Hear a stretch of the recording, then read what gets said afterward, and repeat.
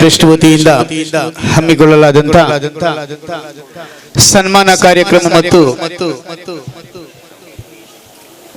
ಬಹುಮಾನ ವಿತರಣಾ ಕಾರ್ಯಕ್ರಮದ ವೇದಿಕೆಯಲ್ಲಿರುವಂತಹ ಎಲ್ಲ ಗಣ್ಯರೇ, ಆತ್ಮೀಯ ಸಹೋದರರೇ, ಪ್ರೀತಿಯ ವಿದ್ಯಾರ್ಥಿಗಳೇ,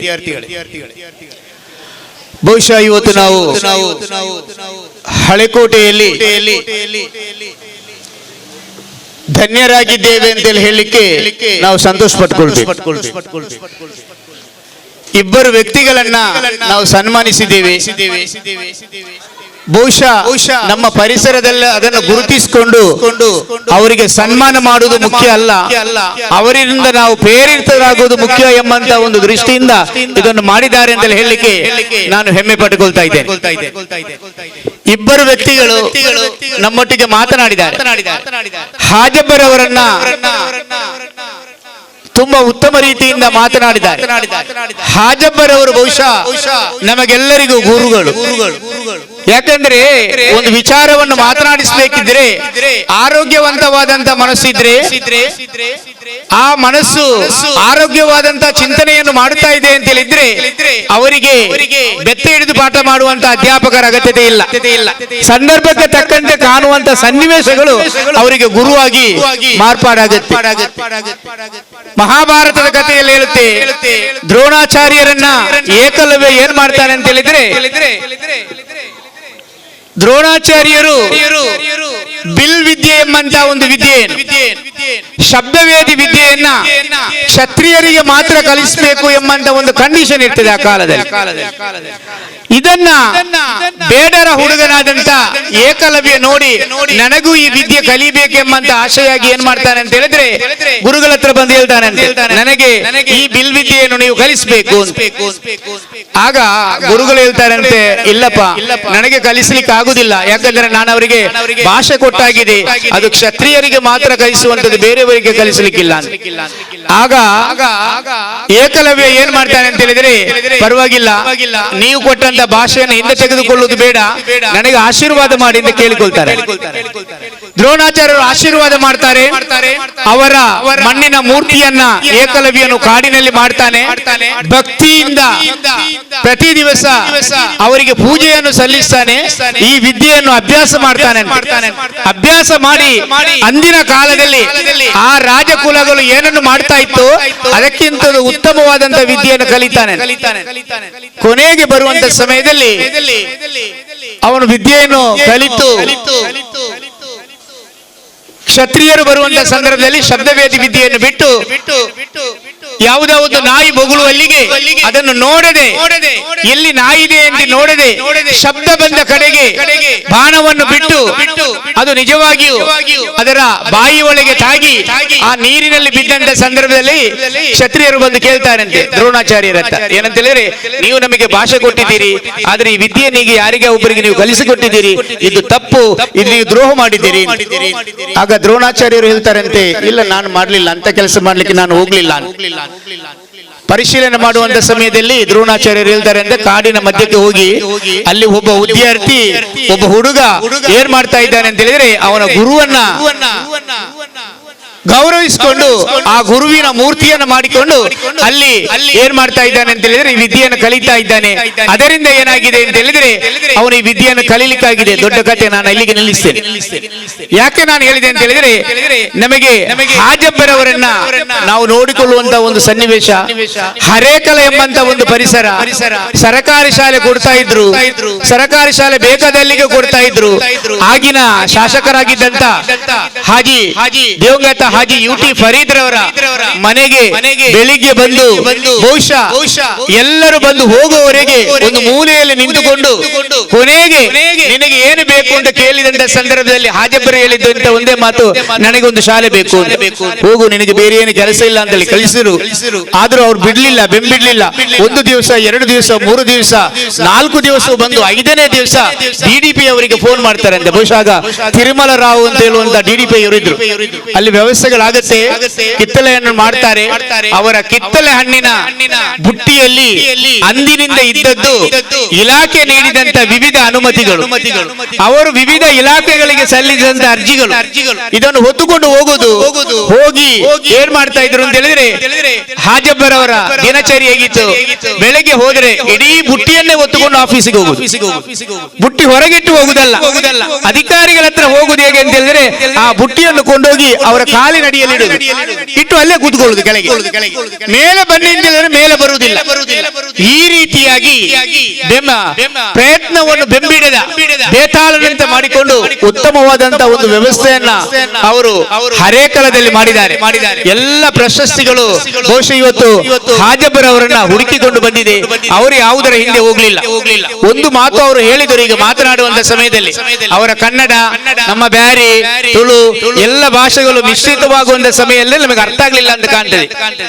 ಶ್ರೀಮಂತರ ಮನೆಯಲ್ಲಿ ಅಲ್ತಾಫಾಕರನ್ನು ಹೇಳಿದರು, ಶ್ರೀಮಂತರ ಮನೆಯಲ್ಲಿ ನಾನು ಹೋಗಿ ಕುಳಿತೆ, ಅಲ್ಲಿಗೆ ಬಾದಾಮಿ ತಂದ್ರು, ಅದರ ಒಟ್ಟಿಗೆ ಗೇರು ಬೀಜ ತಂದ್ರು, ಇನ್ನು ಏನೇನೋ ತಂದ್ರು. ಆದರೆ ನನಗದು ಯಾವುದು ನೆನಪಿಗೆ ಬರಲಿಲ್ಲ. ನನಗೆ ನೆನಪಿಗೆ ಬಂದದ್ದು ನಾನು ತಿನ್ನುವಂತ ಹುಣಸೆ ಅಂದ್ರೆ ಪುಳಿಂಗೆಟ್ಟೆ ಅಂತ ಹೇಳ್ತಾರಲ್ಲ, ಹುಣಸೆ ಹಣ್ಣಿನ ಬೀಜ ಏನು ನಾನು ತಿಂತಾ ಇದ್ದೆ, ಆ ಹುಣಸೆ ಹಣ್ಣಿನ ಬೀಜ ನನಗೆ ನೆನಪಿಗೆ ಬಂತು ಅಂತೇಳಿ ಅವರು ನೆನಪಿಸಿಕೊಂಡಿದ್ದರು. ತನ್ನ ಹಿಂದೆ ನಾನು ಏನ್ ಮಾಡಿದ್ದೇನೆ ಅಂತೇಳಿ. ಅಂತ ಒಂದು ಮೇಧಾವಿಯನ್ನ ಇವತ್ತು ನಾವು ನೋಡ್ಬೋದು. ಒಂದು ಶಾಲೆಯನ್ನ ಯಾರೋ ಪ್ರಾರಂಭಿಸಿದ ಶಾಲೆ ಅಥವಾ ಏನೋ ವ್ಯವಸ್ಥೆಗಳಿಗೆ ನಾವು ಸ್ವಲ್ಪ ಹೋದಂತ ತಕ್ಷಣ ಅಲ್ಲಿರುವವರೆಲ್ಲ ಎದ್ದು ನಿಂತುಕೊಳ್ಳಿ, ಯಾಕಂದ್ರೆ ನಾವು ಮಾಡಿದ್ದೇವೆ. ಆದ್ರೆ ಇವತ್ತು ಹಾಜಬ್ಬರವರು ನಾವು ಮತ್ತು ಫಾರೂಕುಲ್ಲಾ ಅವರ ಹತ್ರ ಹೇಳಿದೆ, ಬಹಳಷ್ಟು ಪ್ರಯತ್ನಗಳಾಗಿತ್ತು. ಆ ಶಾಲೆಗೆ ಹಾಜಬ್ಬ ಹಿರಿಯ ಪ್ರಾಥಮಿಕ ಶಾಲೆ, ಸರ್ಕಾರಿ ಹಾಜಬ್ಬ ಪ್ರೌಢಶಾಲೆ ಅಂತೇಳಿ ಹೆಸರು ಹಾಕಬೇಕು ಅಂತೇಳಿ ಬಹಳಷ್ಟು ಪ್ರಯತ್ನಗಳು ನಡೆದಿದೆ. ಆದರೆ ಏನಾಗುತ್ತೆ, ಮನುಷ್ಯರಿಗೆ ಎಲ್ಲರಿಗೂ ಬೇಕಿದ್ದದ್ದು ಏನು ಅಂತ ಹೇಳಿದ್ರೆ ಆರೋಗ್ಯಯುತವಾದಂತ ಮನಸ್ಸು, ಯಾವುದೇ ಒಳ್ಳೆಯ ಕಾರ್ಯವನ್ನ ಒಳ್ಳೆಯದಾಗಿ ಕಾಣುವಂತ ಮನಸ್ಸು.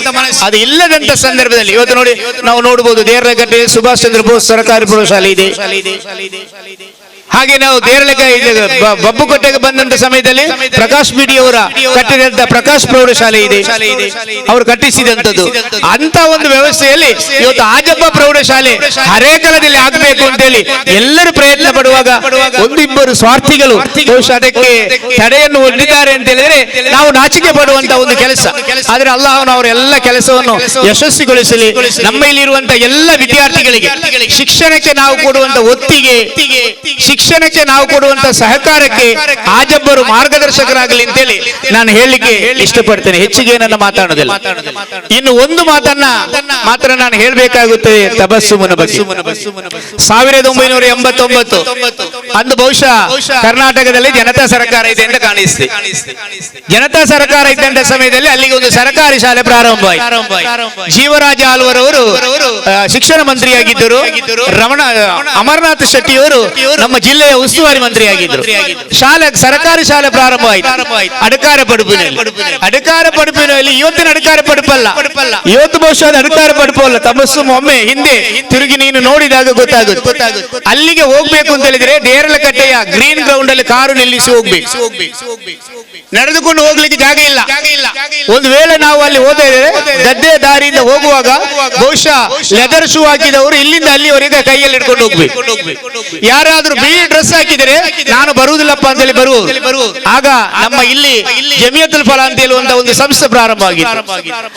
ಬಹುಶಃ ನಮ್ಮ ಫಾರೂಕುಲ್ಲಾ ರವರ ಗುರುವಿನ ಸಮಾನ, ಗುರು ಅಲ್ಲದಿದ್ದರು ಮೊಹಮ್ಮದ್ ಹುಸೇನ್ ರವರು ಗುರು. ಅವರು ಬದ್ರಿಯಾದ ಪ್ರಾಂಶುಪಾಲರಾಗಿದ್ದಂತ ದಿವಂಗತ ಅಬ್ದುಲ್ ಖಾದರ್ ಅವರು ಕಾರ್ಯದರ್ಶಿಗಳಾಗಿದ್ರು. ಆ ಇರುವಂತ ಸಮಯದಲ್ಲಿ ನಮ್ಮನ್ನೆಲ್ಲ ಕರೆದುಕೊಂಡು ಹೋದ್ರು, ಬಾಪ ನಾವು ಅಲ್ಲಿ ಒಂದು ಶಾಲೆ ಮಾಡಬೇಕು ಅಂತ. ಅಲ್ಲಿ ಒಂದು ಶಾಲೆ ಮಾಡಿದೆವು ನಾವು 89ನೇ ಇಸವಿಯಲ್ಲಿ ಅಲ್ಲಿ ಶಾಲೆ ಮಾಡಿ ಆ ಶಾಲೆಗೆ ತಬಸ್ಸುಮ್ ಪ್ರಥಮ ಫಸ್ಟ್ ಇಯರ್ ನ ವಿದ್ಯಾರ್ಥಿ ಆಗಿದ್ದರೆ ನಾನು ಅವಳ ಗುರು. ಯಾಕಂದ್ರೆ ನಾನು ಅಲ್ಲಿ 2 ದಿವಸದ ಪ್ರಾರಂಭಿಕ ಅಧ್ಯಾಪಕನಾಗಿದ್ದೆ ಶಾಲೆ ನಡೆಸಲಿಕ್ಕೆ. ಇವತ್ತಲ್ಲಿ ಅದು ಜೂನಿಯರ್ ಕಾಲೇಜ್ ಆಗಿ ಬಹಳಷ್ಟು ಉತ್ತಮ ಮಟ್ಟದಲ್ಲಿ ನಡೆದಿದೆ.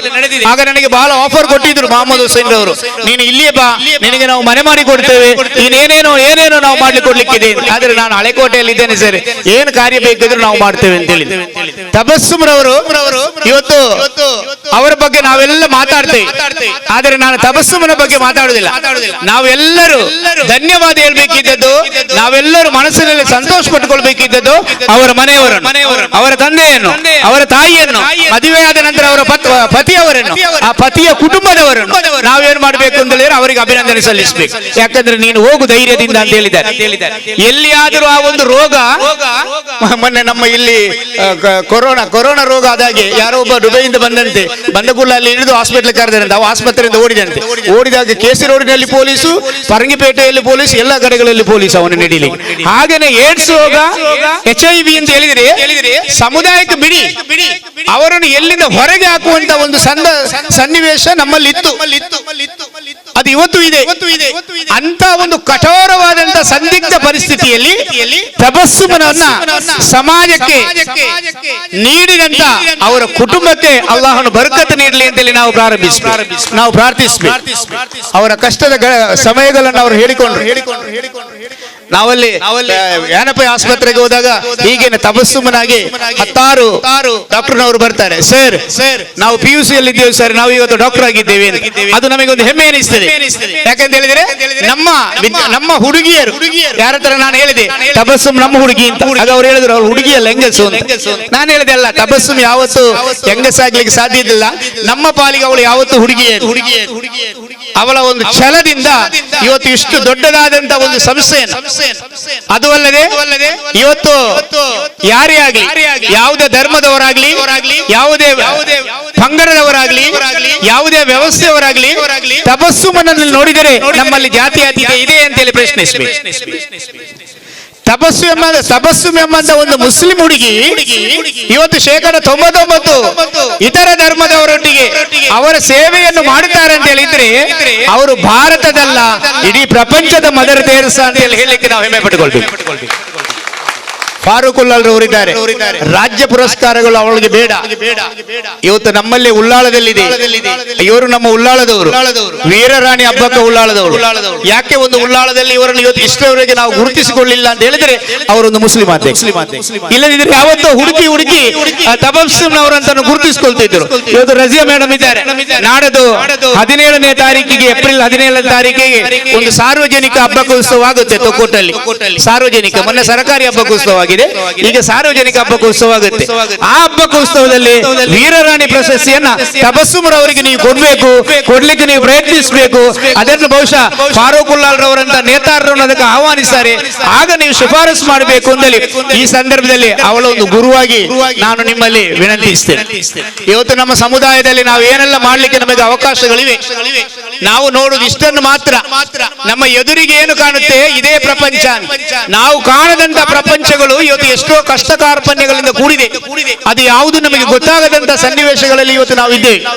ಅದರೊಟ್ಟಿಗೆ ನಾವು ಏನು ಮಾಡಬೇಕು ಅಂತ ಹೇಳಿದ್ರೆ ಪಾಲುದಾರರಾಗಿ ಕಾರ್ಯನಿರ್ವಹಿಸಬೇಕು. ಇವತ್ತು ತಬಸ್ಸುಮರವರು ನಮ್ಮನ್ನೆಲ್ಲ ಕರೆದರು, ನೀವು ಬನ್ನಿ, ಒಂದು 5 ನಿಮಿಷ ನಮ್ಮೊಟ್ಟಿಗೆ ಬನ್ನಿ, ಒಂದು ಹಬ್ಬವನ್ನ ನಮ್ಮ ಮಕ್ಕಳೊಟ್ಟಿಗೆ ನೀವು ಆಚರಿಸಿ. ನಾವು ಇಷ್ಟು ವೇಸ್ಟ್ ಮಾಡುವಂತ ಹಬ್ಬಗಳಿವೆಯಲ್ಲ, ಒಂದು ಹಬ್ಬವನ್ನ ನಮ್ಮ ಮಕ್ಕಳೊಟ್ಟಿಗೆ ಆಚರಿಸಿ. ನಿಮ್ಮ ಮನೆಯಲ್ಲಿ ಆಗುವಂತ ಒಂದು ಮದುವೆಯಲ್ಲಿ ಒಂದು 10 ನಿಮಿಷ ನಮ್ಮೊಟ್ಟಿಗೆ ಬಂದು ಆ ಮದುವೆ ಸಂತೋಷವನ್ನ ನೀವೇನ್ ಮಾಡಿ ನಮ್ಮ ಮಕ್ಕಳಿಗೆ ನೀವು ಕೊಡಿ.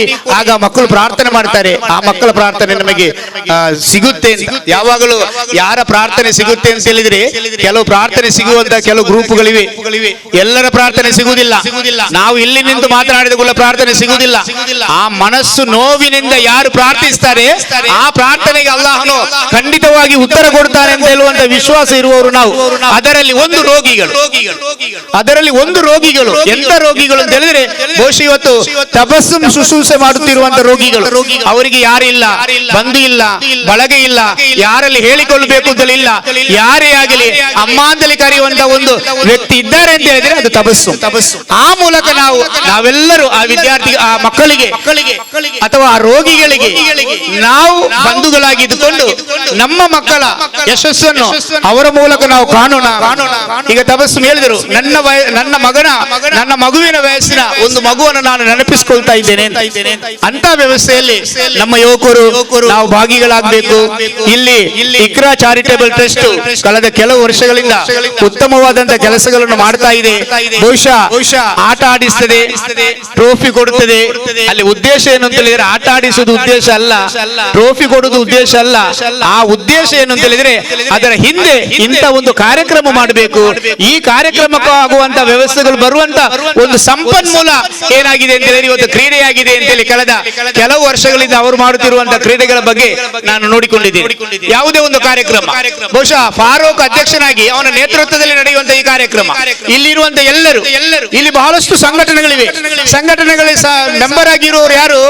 10 ಸಂಘಟನೆಯಲ್ಲಿ ಇದ್ದಾರೆ, 10 ಮೆಂಬರ್ ಒಬ್ಬನೇ. ಯಾಕಂದ್ರೆ ನಮ್ಮ ಚಿಕ್ಕದಾದಂತಹ ಒಂದು ಜಾಗ, ಬೇರೆ ಬೇರೆಯವರು ಯಾರು ಮೆಂಬರ್ ಇಲ್ಲ. ಅದರಲ್ಲಿ ಅಧ್ಯಕ್ಷನಾದವನು ಇದರಲ್ಲಿ ಅಧ್ಯಕ್ಷ, ಅದರಲ್ಲಿ ಕಾರ್ಯದರ್ಶಿ ಆದವನು ಇದರಲ್ಲಿ ಕಾರ್ಯದರ್ಶಿ. ಈ ರೀತಿಯಾಗಿದ್ದುಕೊಂಡು ಇಲ್ಲಿರುವಂತಹ ಎಲ್ಲ ವ್ಯವಸ್ಥೆಗಳೊಟ್ಟಿಗೆ ಇಲ್ಲಿನ ಯುವಕರು ಪಾಲುದಾರರಾದ ಕಾರಣ ಇಂಥ ಒಂದು ಉತ್ತಮವಾದಂತಹ ವ್ಯವಸ್ಥೆಯನ್ನು ನಮ್ಮಲ್ಲಿ ಮಾಡ್ಲಿಕ್ಕೆ ಆಗಿದೆ. ಇಕ್ರಾ ಚಾರಿಟೇಬಲ್ ಟ್ರಸ್ಟ್ ನವರಲ್ಲಿ ಇನ್ನೂ ನಾನು ಒಂದು ಕೇಳಿಕೊಳ್ಳುವುದೇನೆಂದ್ರೆ, ಫಾರೂಕುಲ್ಲಾಲ್ ರವರು ಇನ್ನೂ 3ರನ್ನ ಹೆಸರಿಸಿದ್ದಾರೆ. ಆ ಇನ್ನೂ 3ರನ್ನ ನಾವು ಅತಿ ಶೀಘ್ರದಲ್ಲೇ ಗುರುತಿಸುವಂತ ಒಂದು ವ್ಯವಸ್ಥೆ ಆಗಬೇಕು. ನಮ್ಮ ಶಾಲೆಯ ಕಾರ್ಯಕ್ರಮಗಳಲ್ಲಿಯೂ ಇಲ್ಲಿ ಟೆಸ್ಟ್ ಸ್ಪೋರ್ಟ್ಸ್ ಕ್ಲಬ್ ಇರಬಹುದು, ಇಕ್ರಾ ಚಾರಿಟೇಬಲ್ ಟ್ರಸ್ಟ್ ಇರಬಹುದು, ಅದೇ ರೀತಿಯಲ್ಲಿ ಇಂಡಿಯಾ ಫೌಂಡೇಶನ್ ಇರಬಹುದು. ಇವರೆಲ್ಲರೂ ಬಹಳ ಉತ್ತಮವಾದ ಕೆಲಸಗಳನ್ನ ನಮ್ಮೊಟ್ಟಿಗೆ ಮಾಡ್ತಾ ಇದ್ದಾರೆ. ಕರುಣಾಮಯನಾದ ಅಲ್ಲಾಹನು ನೀವು ಮಾಡುವಂತ ಎಲ್ಲ ಕೆಲಸವನ್ನ ಸ್ವೀಕರಿಸಲಿ, ನಿಮಗೂ ಉತ್ತಮವಾದಂತ ಭವಿಷ್ಯವನ್ನು ನೀಡಲಿ. ನಮ್ಮ ತಬಸ್ಸುಮ್ಮನಾಗಿ ನೀವು ಸಹ ನಮ್ಮಲ್ಲಿರುವಂತಹ ವಿದ್ಯಾರ್ಥಿಗಳು ಇನ್ನೊಂದು ದಿವಸದಲ್ಲಿ ಇವರದೇ ಆದಂತ ಆ ಒಂದು ಕೆಲಸದೊಟ್ಟಿಗೆ ಕೈ ಚಾಚುವಂತ ಭಾಗ್ಯವನ್ನು ಅಲ್ಲಾಹನು ಅನುಗ್ರಹಿಸಲಿ ಎಂದು ಕೇಳಿಕೊಳ್ಳುವುದರೊಂದಿಗೆ ಮುಂದಿನ ದಿವಸಗಳಲ್ಲಿ ನಿಮಗೆ ವಿದ್ಯಾರ್ಥಿಗಳಿಗೆ ಪ್ರೋತ್ಸಾಹ ಮಾಡಲಿಕ್ಕೆ ಅವಕಾಶ ಇದ್ರೆ ನಮ್ಮ ಶಾಲೆಗೆ ಜಿಲ್ಲಾ ತಾಲೂಕು ಮಟ್ಟದ ಸ್ಪೋರ್ಟ್ಸ್ ಅನ್ನ ಸರ್ಕಾರ ಒದಗಿಸಿಕೊಟ್ಟಿದೆ. ನಾವು ಮಾಡಬಹುದು.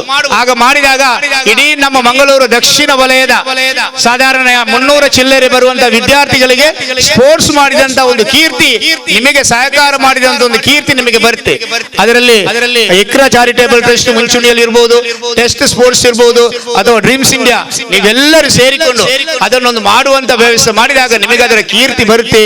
ಶಿಕ್ಷಣಕ್ಕೆ ನಾವು ಯಾವತ್ತು ಹೇಳುತ್ತಿರುವಂತ ವ್ಯವಸ್ಥೆ ಇಷ್ಟೇ, ಮೀನು ಹಿಡಿಯುವುದನ್ನು ಕಲಿಸುವುದು, ಮೀನನ್ನು ಫ್ರೈ ಮಾಡಿ ಕೊಡುವುದಲ್ಲ ಹಸಿವೆಯಾದವನಿಗೆ. ಫ್ರೈ ಮಾಡಿ ಕೊಟ್ಟರೆ ಒಂದು ದಿವಸ ಕೊಡಬಹುದು, 2ನೇ ದಿವಸ ಎಣ್ಣೆ ಇಲ್ಲ ಅಂತ ಹೇಳ್ಬೋದು, 3ನೇ ದಿವಸ ಗ್ಯಾಸ್ ಇಲ್ಲ ಅಂತ ಹೇಳ್ಬೋದು, 4ನೇ ದಿವಸ ಬರುವುದು ಬೇಡ ಅಂತ ಹೇಳ್ಬೋದು. ಆದರೆ ನಾವು ಒಬ್ಬ ಬಡವನಿಗೆ ಅಥವಾ ಒಬ್ಬ ಅಶಕ್ತನಿಗೆ, ಹಸಿದವನಿಗೆ ಮೀನನ್ನು ಹಿಡಿಯುವುದನ್ನು ನಾವು ಕಲಿಸಬೇಕು. ಒಂದು ಮೀನನ್ನು ನೀನು ಹೇಗೆ ಬಲೆ ಹಿಡ್ಕೊಂಡು ಹೋಗಿ ಹಿಡಿಯಬಹುದು, ಅದನ್ನು ನೀನು ಹೇಗೆ ತಂದು ಮಾರಬಹುದು, ಅದರಿಂದ ಹೇಗೆ ನಿನ್ನ ಜೀವನ ನಡೆಸಬಹುದು ಎಂಬುದನ್ನು ನೀವು ಮಾಡಬಹುದು. ಅದನ್ನು ಇವತ್ತು ನಮ್ಮ ಟ್ಯಾಲೆಂಟ್ ರಿಸರ್ಚ್ ಫೌಂಡೇಶನ್ ಮಾಡ್ತಾ ಇದೆ. ಆ ವ್ಯವಸ್ಥೆಯನ್ನ ಇವತ್ತು ಟ್ಯಾಲೆಂಟ್ ರಿಸರ್ಚ್ ಫೌಂಡೇಶನ್ ಮಾಡ್ತಾ ಇದೆ. ಆ ರೀತಿಯಾದಂತಹ ವ್ಯವಸ್ಥೆಗಳು ನಮ್ಮಿಂದ ಆಗ್ಬೇಕಲ್ಲದೆ ಯಾರಿಗೂ ಎಷ್ಟು ಕೊಟ್ಟರು ಅದರಿಂದ ನಾವು ತೃಪ್ತಿ ಪಡಲಿಕ್ಕೆ ಅಥವಾ ನಾವು ಒಳ್ಳೇದು ಕೇಳಲಿಕ್ಕೆ ಸಾಧ್ಯತೆ ಇಲ್ಲ. ಅಂತ ವ್ಯವಸ್ಥೆಗಳನ್ನು ಮಾಡಬೇಕು. ಇನ್ನು ನಾನು ಒಂದು ವಿಚಾರವನ್ನು ಹೇಳಿ ನಿಲ್ಲಿಸ್ತೇನೆ. ಇವರ ಗ್ರೀನ್ ವ್ಯೂ ಶಾಲೆ ಬಗ್ಗೆ ಹೇಳಬೇಕು ಅಂತ ಹೇಳಿದ್ರೆ ಸರ್, ಗೋವಿಂದ ಗೌಡರು ಶಾಲೆಯನ್ನು ಉದ್ಘಾಟನೆ ಮಾಡಿದ್ರು, ಎಜುಕೇಶನ್ ಮಿನಿಸ್ಟರ್. ಆ ಸಂದರ್ಭದಲ್ಲಿ ನಾನು ಅದರ ಕಾರ್ಯದರ್ಶಿ ಆಗಿದ್ದೆ. ಅಲ್ಲಿಯ ವ್ಯವಸ್ಥೆ ಹೇಗಿತ್ತು ಅಂತ ಹೇಳಿದ್ರೆ, ಜೋರು ಮಳೆ ಬರ್ತಾ ಇತ್ತು. BO ಮೊಯ್ದೀನ್ ಅವರು ಉನ್ನತ ಶಿಕ್ಷಣ ಸಚಿವರಾಗಿದ್ರು. ಅಲ್ಲಿ ಅಲ್ಲಿಂದ ಬಂದಂತ ಅವರ ಕಾರು 2 ಕಾರು ಬಂದಿತ್ತು, 2 ಮಿನಿಸ್ಟರ್ನವರಿಗೆ. ಆ ಕಾರನ್ನ ನಮ್ಮ ಶಾಲೆಯ ವಿದ್ಯಾರ್ಥಿಗಳು ದೂಡಿಕೊಂಡು ಮೇಲೆ ಹೋದದ್ದು. ಬೆಳಿಗ್ಗೆ ಕೆಳಗೆ ಬರುವಾಗ ಬಿಳಿ ಕಾರಿತ್ತು, ತಪಸ್ಸು ಮೇಲೆ ಹೋಗುವಾಗ ಕಾರಿನ ಬಣ್ಣ ಹೇಗೆ ಆಗಿತ್ತು ಅಂತ ಅವ್ರು ಹೇಳ್ತಾರೆ. ಯಾಕಂದ್ರೆ ನಮ್ಮ ಈ ವಿದ್ಯಾರ್ಥಿಗಳು ಕೆಲವು ಮಣ್ಣನ್ನು ತೆಗೆದುಕೊಂಡು ಹೋಗಿ ಅದರ ಮೇಲೆ ಹಾಕಿದ್ದಾರೆ. ಹೀಗೆ ಕಾರಿನ ಮೇಲೆ ಒಂದು ಬದಿಯಲ್ಲಿ ಕೆಂಪು ದೀಪ ಉಂಟು, ಅದರ ಪಕ್ಕಕ್ಕೆ ಮಕ್ಕಳು ಕೊಂಡೋಗಿ ಮಣ್ಣನ್ನು ಹಾಕಿದ್ದಾರೆ. ಮೇಲೆ ಬಂದು ಸರ್ಕ್ಯೂಟ್ ಹೌಸ್ ಅವರ ಗೆಸ್ಟ್ ಹೌಸ್ ನಲ್ಲಿ ನಾವು ಅದನ್ನು ತೊಳೆದುಕೊಟ್ಟಿದ್ದೇವೆ. ಆದ್ರೆ ಅಂತ ಒಂದು ಕುಗ್ರಾಮವಾದಂತ, ಯಾವಾಗಲೂ ದೀಪದ ಅಡಿಯಲ್ಲಿ ಕತ್ತಲೆ ಇದೆ ಅಂತೇಳಿ ನಂಬಿಕೊಂಡಿರುವಂತ ನಾವು, ಅಷ್ಟು ದೊಡ್ಡದಾದಂತ ವಿಶ್ವವಿದ್ಯಾನಿಲಯ ಇರುವಂತ ಆ ಒಂದು ಕುಗ್ರಾಮ ಅಡಕಾರ ಪಡುಪಿನಲ್ಲಿ ಇವತ್ತು ಒಂದು ಸುಂದರವಾದಂತ ಶಾಲೆ ಇದ್ದದ್ದು ಮಾತ್ರ ಅಲ್ಲ, ನಾನು ಸಂತೋಷ ಪಟ್ಟುಕೊಳ್ಳುವುದು ಅಂತ ಹೇಳಿದ್ರೆ ತಬಸ್ಸುಮನಂತ ಸಾವಿರಾರು ವಿದ್ಯಾರ್ಥಿಗಳು ಇವತ್ತು ಅಲ್ಲಿ ಏನಾಗಿದ್ದಾರೆ ಅಂತ ಹೇಳಿದ್ರೆ PUCಗಿಂತ ಮೇಲ್ಪಟ್ಟಂತ ಶಿಕ್ಷಣವನ್ನು ಪಡೆಯಲಿಕ್ಕೆ ಸಾಧ್ಯವಾಗಿದೆ ಅಂತ ಹೇಳಿಕೊಳ್ಳುತ್ತಾ, ಅಂತ ವ್ಯವಸ್ಥೆಗೆ ನೀವೆಲ್ಲರೂ ಸಹಕಾರ ಮಾಡಬೇಕು. ಅದು ಯಾವುದೇ ವ್ಯವಸ್ಥೆಯಲ್ಲಿ ಅಲ್ಲ, ಅದು ನಮ್ಮ ಊರು ಎಂಬಂತ ಒಂದು ಮನಸ್ಸು ನಿಮ್ಮೆಲ್ಲರಲ್ಲಿ ಇರಲಿ. ನಮ್ಮಲ್ಲಿರುವಂತಹ ಇಕ್ರಾ ಚಾರಿಟೇಬಲ್ ಟ್ರಸ್ಟ್ಗೆ, ಅದೇ ರೀತಿಯಲ್ಲಿ ಟೆಸ್ಟ್ ಸ್ಪೋರ್ಟ್ಸ್ಗೆ, ಡ್ರೀಮ್ಸ್ ಇಂಡಿಯಾ, ಇದೆಲ್ಲದಕ್ಕೂ ನೀವು ಒಟ್ಟಿಗೆ ಇದ್ದು ಸಹಕಾರ ಮಾಡಿ ನಿಮ್ಮ ಊರಿಗಾಗಿ ನೀವು ಶ್ರಮಿಸಿರಿ ಅಂತೇಳಿ ಹೇಳುವುದರೊಂದಿಗೆ ಅವಕಾಶಕ್ಕೆ ಹೊಂದಿಸಿ ನನ್ನ ಮಾತನ್ನು ಮುಗಿಸ್ತಾ ಇದ್ದೀನಿ.